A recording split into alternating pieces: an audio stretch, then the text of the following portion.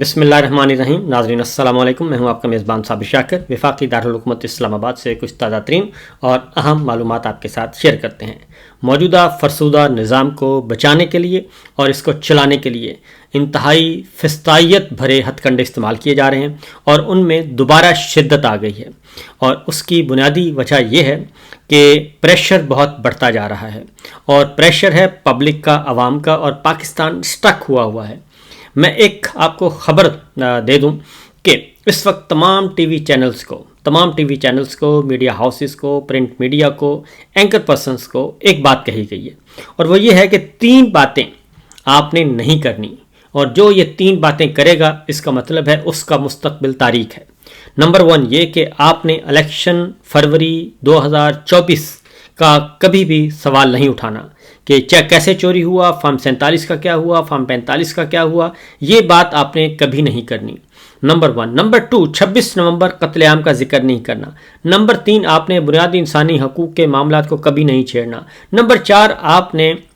جو مریم صاحبہ کو وزیر اعظم بنایا جانے کا ایجنڈا ہے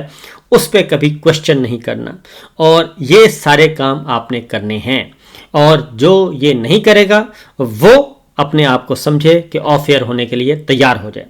یہ 3-4 باتیں انہوں نے کہی ہیں کہ اس پولیٹیکل ایجنڈے کو آگے بڑھانا ہے اور اس کو بڑھانے کے لیے ہمارے ساتھ تعاون کریں اور ہماری بات مانیں. اگر نہیں مانیں گے تو پھر آپ کا مستقبل تاریک اور صرف تاریک ہوگا. اسی لیے من پسند ٹی وی چینلز کو، من پسند اخبارات کو اشتہارات کی بھرمار ہے، جبکہ جو تنقید کرتا ہے اس سے اشتہارات لے لیے جاتے ہیں، اس کو اشتہار نہیں دیا جاتا. میں تو ویسے بھی اس ذاتی طور پر اس کے خلاف ہوں کہ ایک برائب ہے. ان اشتہارات پہ پابندی لگنی چاہیے، کیونکہ جس طریقے سے اخبارات کو اور میڈیا کو خریدا جاتا ہے اشتہارات کے ذریعے، اس کے بعد کوئی سوال باقی نہیں رہتا. اور ویسے بھی یہ ٹیکس پیئرز کی منی ہے، میرے اور آپ کے پیسے ہیں. یہ ریاست کی فلاح و بہبود پر خرچ ہونے چاہیے، یہ عوام کی فلاح و بہبود پہ خرچ ہونے چاہیے. خیر، پہلی بات تو یہ تھی. دوسرا،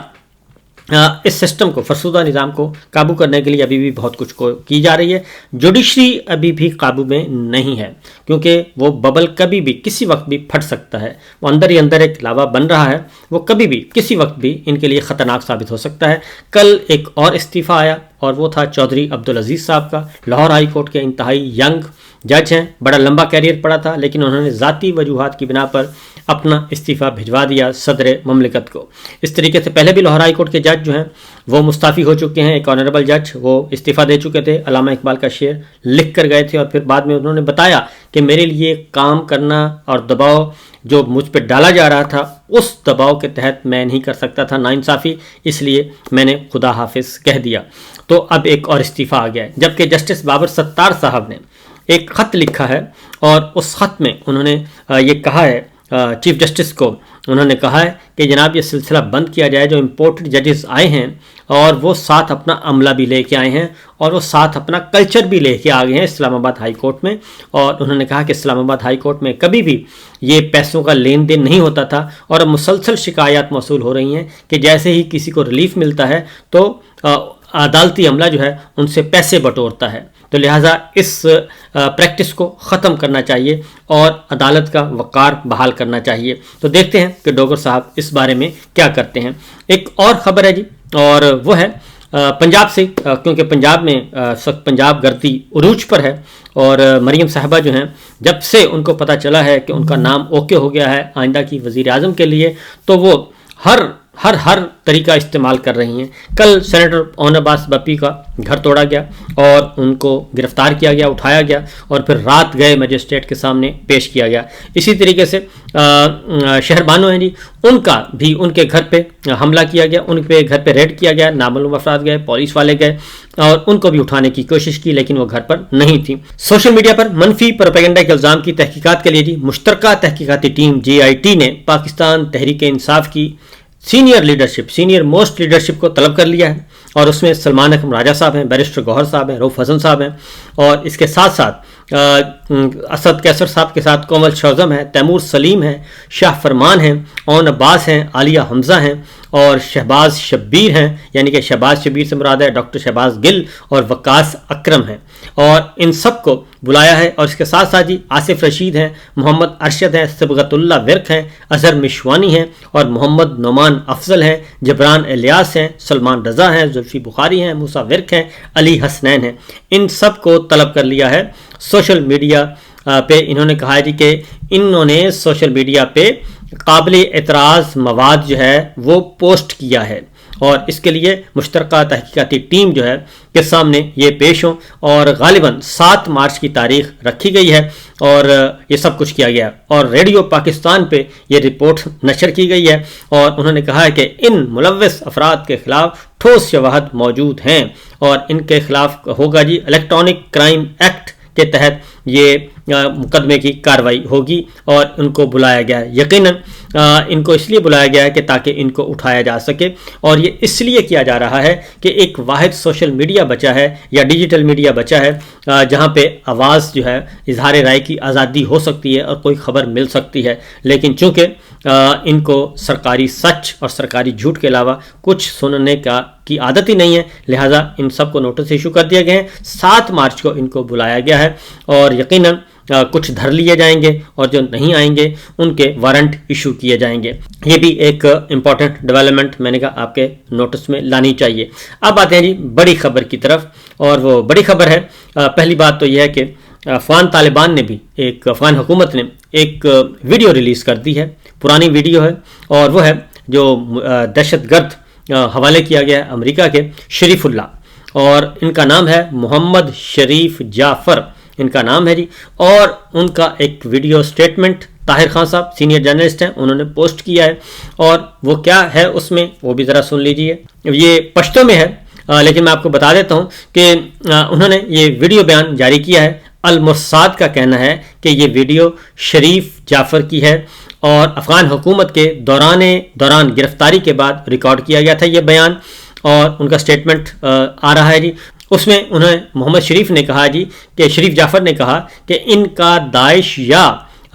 دیگر کسی بھی ایسی جماعت سے کوئی تعلق نہیں ہے، بہت کردار ان کا بہت کم تھا، اور ان کا فیصلہ سازی میں کوئی کردار نہیں رہا۔ تاہم امریکی صدر ڈونلڈ ٹرمپ نے جی شریف کو موسٹ وانٹڈ اور بہت ہی ہائی ویلیو ٹارگٹ کر کے ان کو گرفتار کیا ہے۔ تو یہ سچویشن جو ہے افغان طالبان نے یہ ایک ویڈیو ہے، پرانی ویڈیو جاری کی ہے، اور طاہر خان صاحب نے اس کو پوسٹ کر دیا ہے۔ وہ پہلے بھی طاہر خان صاحب یہ بات کر چکے ہیں on the record Dawn TV پہ کہ یہ جو دہشت گرد گرفتار کیا گیا ہے، یہ حوالے کیا گیا ہے، یہ پہلے بھی گرفتار رہ چکا تھا، لہٰذا اس کے بارے میں ابھی بھی سوالات اٹھ رہے ہیں۔ کل مریم صاحبہ نے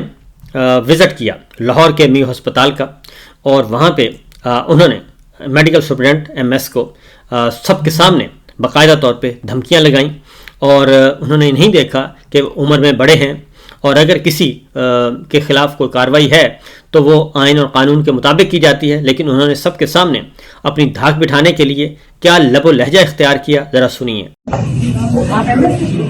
آپ کو تو کچھ پتہ نہیں، آپ کو کس لیے رکھا ہوا ہے؟ The guy needs to be fired. شکر کریں میں آپ کو ارسٹ نہیں کرا، آپ کو پتہ ہی نہیں کہ آپ کے نیچے پیشنٹ کے ساتھ ہو گیا۔ اب یہ معاملہ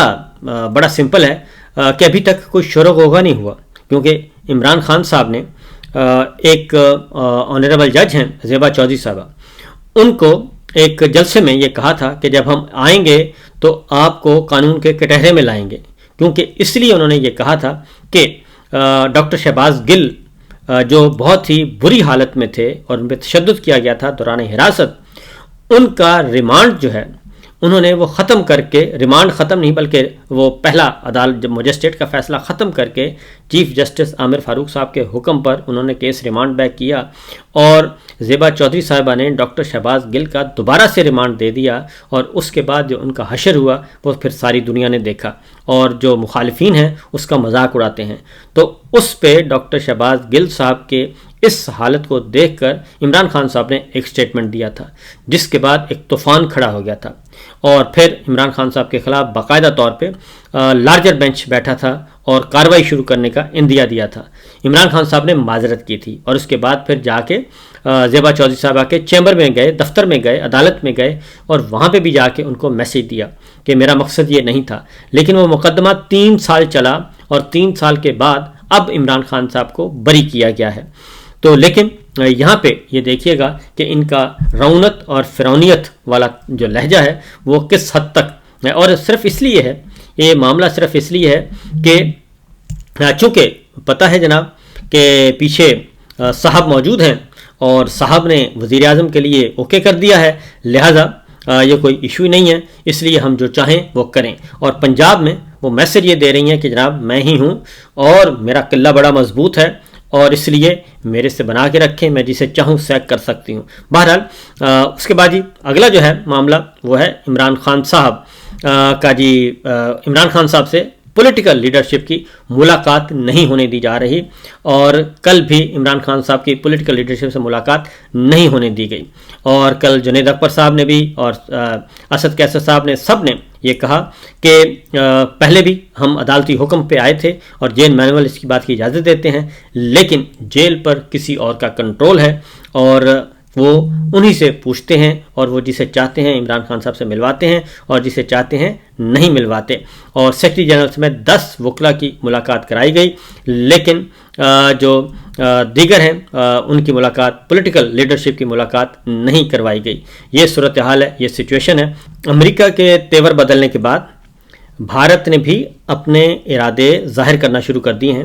اور بھارت کے وزیر خارجہ نے ایک سٹیٹمنٹ دی ہے اور انہوں نے کہا ہے، جے شنکر نے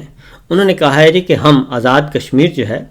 یہ اس پہ قبضہ کیا ہوا ہے اور آزاد کشمیر کا قبضہ ہم واگزار کروائیں گے پاکستان سے، اور اس کے بعد مسئلہ کشمیر ہمیشہ ہمیشہ کے لیے حل ہو جائے گا۔ یہ ہے وہ بات جو کہ 2019 میں جب 2019 اگست 2019 میں جب یک طرفہ طور پہ انڈیا نے ایک فیصلہ کیا اور مقبوضہ کشمیر پہ قبضہ کر لیا اور آئین میں ترمیم کر لی، آرٹیکل 370 ختم کر دیا اور 35A ختم کر دیا، اس کے بعد عمران خان صاحب نے اس کے خلاف آواز اٹھائی تھی، لیکن اس وقت کی فوجی قیادت یعنی کہ جنرل باجوہ اینڈ کمپنی نے اس معاملے پہ چپ سادھ لی تھی اور دفتر خارجہ نے بھی ساتھ نہیں دیا تھا۔ ہم نے بھی اس وقت یہ کہا تھا کہ اگر آپ نے یہ 5 اگست 2019 والا معاملہ ہضم کر لیا اور انڈیا کا یہ فیصلے پہ رد عمل نہ کیا تو آنے والے دنوں میں آپ کا آزاد کشمیر بھی خطرے میں ہوگا، لیکن اس وقت کسی نے یہ بات نہیں سنی، اور میں نے تو انتہائی اعلیٰ ترین سطح پہ یہ باتیں کیں اور نوٹ کروائیں کہ جناب یہ سچویشن آئے گی ایک دن، اور اب بھارت جو ہے اب اسی سمت آگے بڑھ رہا ہے۔ پہلے آزاد کشمیر میں حالات خراب ہو چکے ہیں اور اب بھارت سے یہ آ رہا ہے میسج کہ جناب ہم نے یہ قبضہ ختم کروانا ہے۔ تو یہ ہیں وہ باتیں جو کہ آنے والے ظاہر ہے وہ یہ غلط فیصلے کسی اور کے ہوتے ہیں، کمزوری کوئی اور دکھاتا ہے اور بھگتنا پڑتا ہے قوموں کو اور ملک کو۔ تو یہ سچویشن اب آ رہی ہے۔ دفتر خارجہ نے گو کہ اس کی تردید کر دی ہے، اس کی مذمت کر دی ہے، لیکن مسئلہ یہ ہے کہ ہم اندر سے اتنے کھوکھلے ہو چکے ہیں کہ اب بھارت تو کیا، اب تو کابل سے بھی دھمکیاں موصول ہوتی ہیں اور وہ آپ کی بات نہیں سنتے اور وہ یہ کہتے ہیں کہ آپ کسی اور کا کھیل کھیل رہے ہیں۔ تو جناب جتنا جلدی ممکن ہو سکے حالات و واقعات کو ٹھیک کریں اور پاکستان کے معاملات، پاکستان کے مفادات کو مد نظر رکھتے ہوئے حل کریں، ورنہ حالات و واقعات آپ کے ہاتھ سے نکل جائیں گے۔ فی الوقت دیجیے اجازت، اللہ حافظ۔